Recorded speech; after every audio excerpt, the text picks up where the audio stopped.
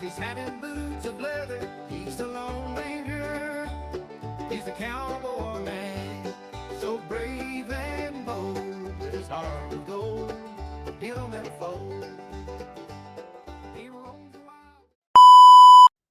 Hello everyone, please welcome to the Cowboy Group from STIA IPMI Jakarta with the corporate finance class. We will examine One Up on Wall Street on of the classic publication in the field of the financial market. We all know Peter Lynch is one of the legends in the financial industry, one of the world's most successful investment managers.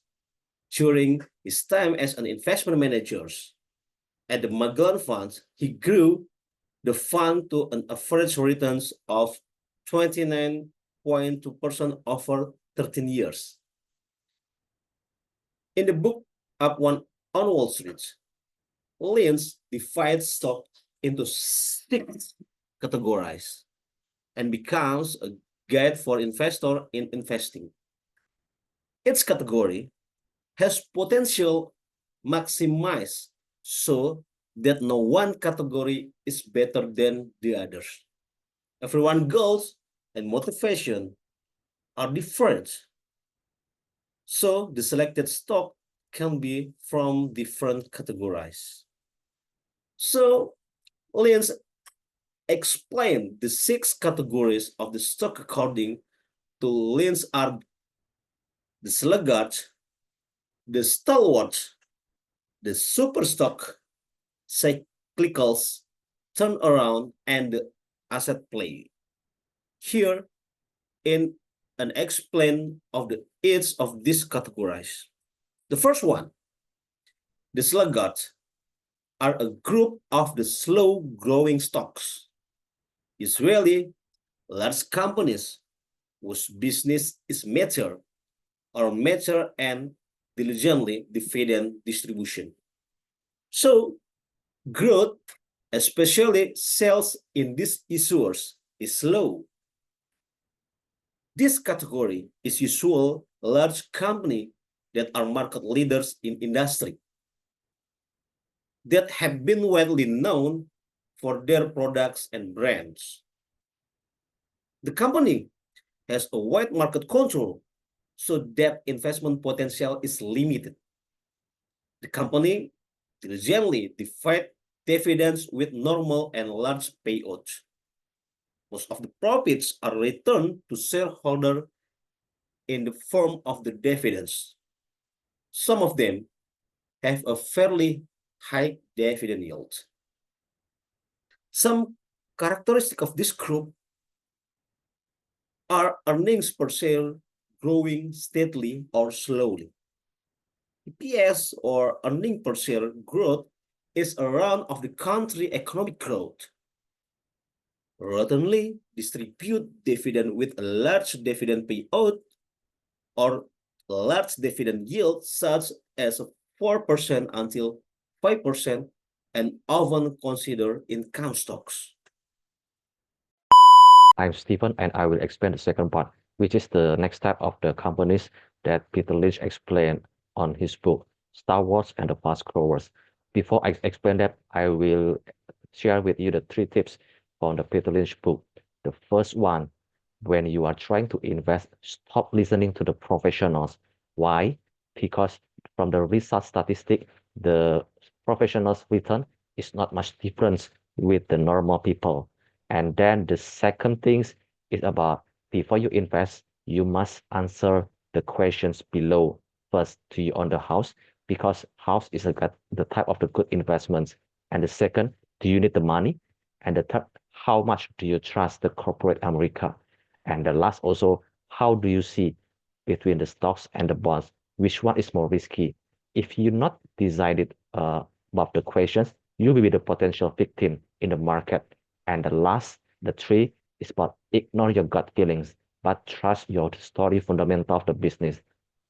Now we move to the Star Wars and the fast growers. So what is the Star Wars? The Star Wars is like the large companies, and the fast growers is like the small companies in terms of the revenue size. And the second indicator is about the annual earning growth. The Star Wars, the annual earning growth between the 10 up to like the mid-teens.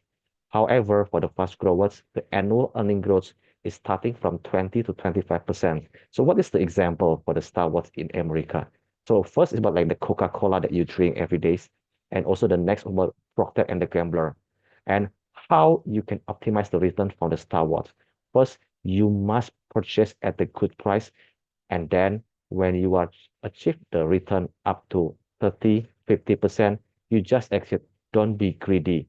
And what is the benefit from the Star Wars? It's clear that the Star Wars company, they provide the downside protections during the economic recessions.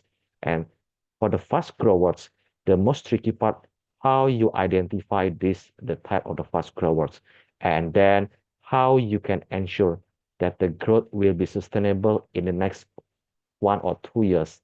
And the second part, for the fast growers, usually they offer the crazy valuation. So you must be careful on that one. So Peter Lynch sharing the tips how to identify the fast growers.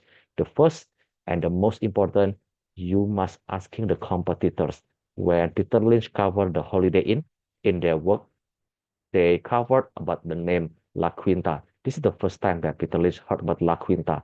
And then Peter Lynch stayed at the hotel at La Quinta, and he spent like 3 nights, and he decided to invest at La Quinta. As a result, he made the 11 folds in the 5 years. So this is my tips in from the Peter Lynch. I will over to my colleague. Hello everyone, this is Padma Putra, and today I'm going to talk about cyclicals and also turnaround from One Up on Wall Street by Peter Lynch. Okay, what does Peter Lynch means by turnaround actually? So turnaround, based on Peter Lynch definition, is actually an investment opportunities in companies currently facing difficulties but with potential for recovery. A prime example that I can think of is Apple before Steve Jobs' return as a CEO. Under his leadership, Apple introduced groundbreaking products like the iPhone and iPod, sparking a remarkable revival. For turnaround companies, a strong balance sheet is crucial to navigate tough times and enable recovery. These companies typically undergo fundamental improvements or reversals.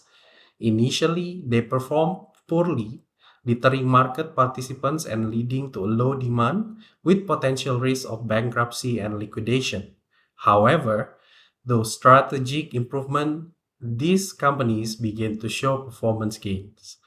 Common characteristics include significantly decreased or negative earnings per share and the suspension of dividends. Additionally, their financial fundamentals are often weak, with high debt ratios, poor liquidity, and negative profits.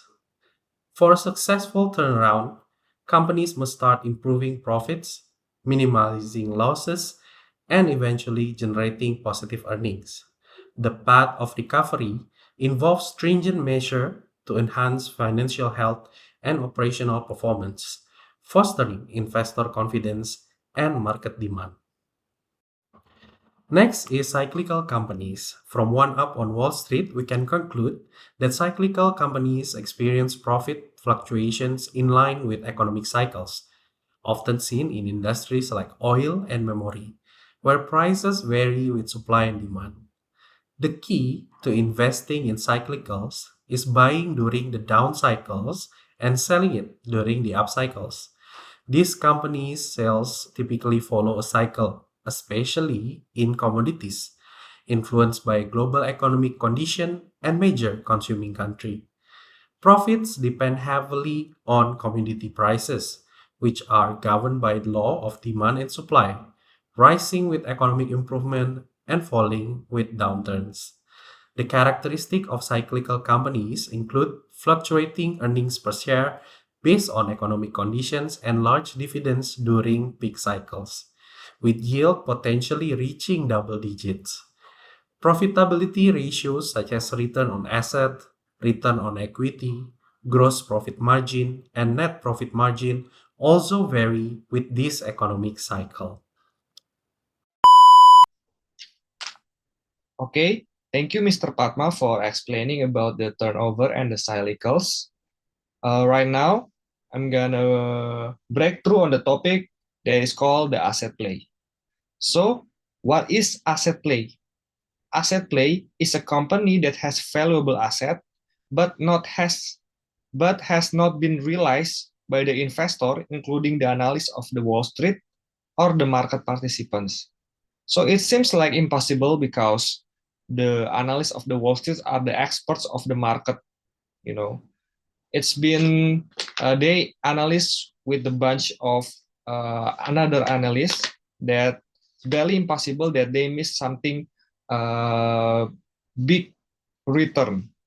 But Peter Lynch said in his book that it is possible because he is experienced it by himself.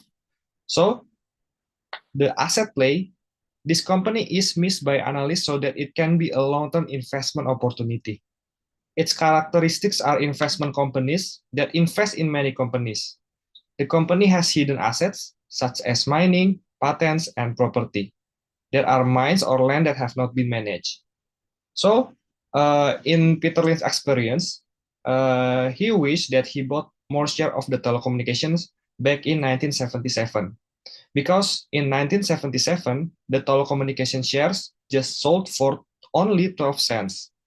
But in 10 years later, it is sold for $31 per share in 1987. It was upfold for 250 fold. So back in 1977, people didn't realize because people didn't use the telephone. They didn't often using their handphone because back in 1977, not many people have a phone. But if you really analyze that the market that this phone is something innovation, is something like these tools will be used in the future, it will become a bigger asset. Just like the Peter Lynch already experienced that in 1977, before it was 12 cents, and then 10 years later it became $31 per share. So this can happen because management is not yet economical. But in the future, it can change due to price or technology.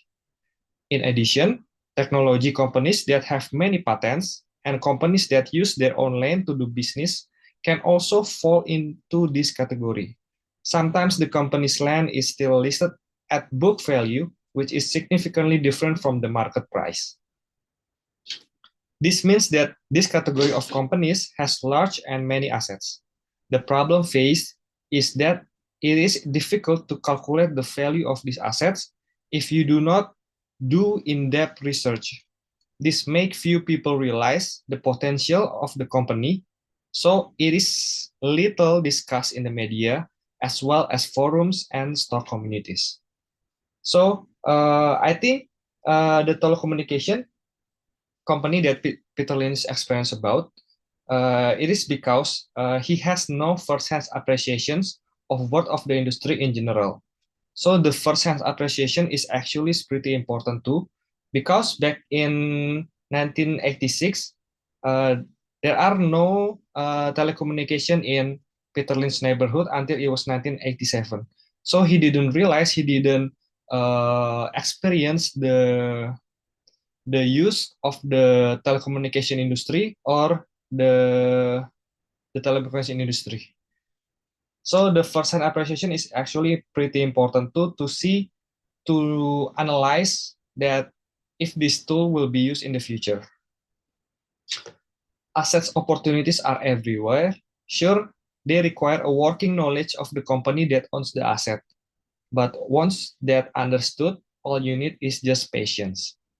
So in this current moment, I think the asset play for me is cryptocurrency, because cryptocurrency in the future will be used by the people to transact their money across the continents and across the country. Why? Because they have a minimum fee and they can process the money transaction really fast. It's like Ripple or even Hedera. I think that's the example of the asset play that Peter Lynch talked about in this current year or current situation. So yes, this is the summary of the asset play, and we have been explaining about the 6 categories of stock according to Lynch in the book of One Up on Wall Street by the Peter Lynch. So I hope you enjoy our video, and please like the video, and if you will, please subscribe the channel so you can keep updated about our book review about the corporate finance.